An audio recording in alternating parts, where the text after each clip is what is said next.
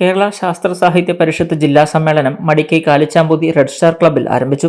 കേരള കേന്ദ്ര സർവകലാശാല school of medicine വിഭാഗം ഡീൻ പ്രൊഫസർ മാത്യു ജോർജ് ഉദ്ഘാടനം ചെയ്തു. കാസർഗോഡിന് സാർവത്രിക ആരോഗ്യ പരിരക്ഷ നേടാനുള്ള സാധ്യതകൾ എന്ന വിഷയത്തിൽ സംവാദം ഉന്നയിച്ചുകൊണ്ടായിരുന്നു ഉദ്ഘാടനം. ജില്ലാ പ്രസിഡന്റ് കെ ബാലകൃഷ്ണൻ കൈരളി അധ്യക്ഷനായിരുന്നു. ശശീന്ദ്രൻ മടിക്കൈ, വി ടി കാർത്തിയായനി, കേന്ദ്ര നിർവാഹക സമിതി അംഗങ്ങളായ doctor M V Gangadharan, doctor C Ramakrishnan, doctor A Mohanan, A M Balakrishnan, T Bhaskaran എന്നിവർ സംസാരിച്ചു. ഫോക്ലോർ അക്കാദമി അവാർഡ് ജേതാവ് അമ്പു പണ്ടാരത്തലിനെ ചടങ്ങിൽ പൊന്നാടി അണിയിച്ച് ആദരിച്ചു. കാസർഗോഡ്, പരപ്പ, കാഞ്ഞങ്ങാട്, തൃക്കരിപ്പൂർ മേഖലാ സമ്മേളനത്തിൽ നിന്ന് തെരഞ്ഞെടുത്ത 150 പേരാണ് സമ്മേളനത്തിൽ പ്രതിനിധികളാകുന്നത്. 2026 ഫെബ്രുവരി 28, മാർച്ച് 1 തീയതികളിൽ ഇടുക്കി അടിമാലിയിൽ വെച്ചാണ് 63ാം സംസ്ഥാന വാർഷിക സമ്മേളനം നടക്കുക.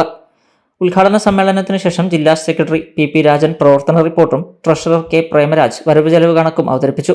കേന്ദ്ര നിർവാഹക സമിതി അംഗം എം ദിവാകരൻ ജില്ലയിലെ പ്രവർത്തനങ്ങൾ അവലോകനം ചെയ്തു. കേന്ദ്ര നിർവാഹക സമിതി അംഗം ടി കെ ദേവരാജൻ സംഘടനാരേഖ അവതരിപ്പിച്ചു. വൈകിട്ട് പരിഷത്ത് സംഘം വിവിധ കലാപരിപാടികളും അവതരിപ്പിച്ചു.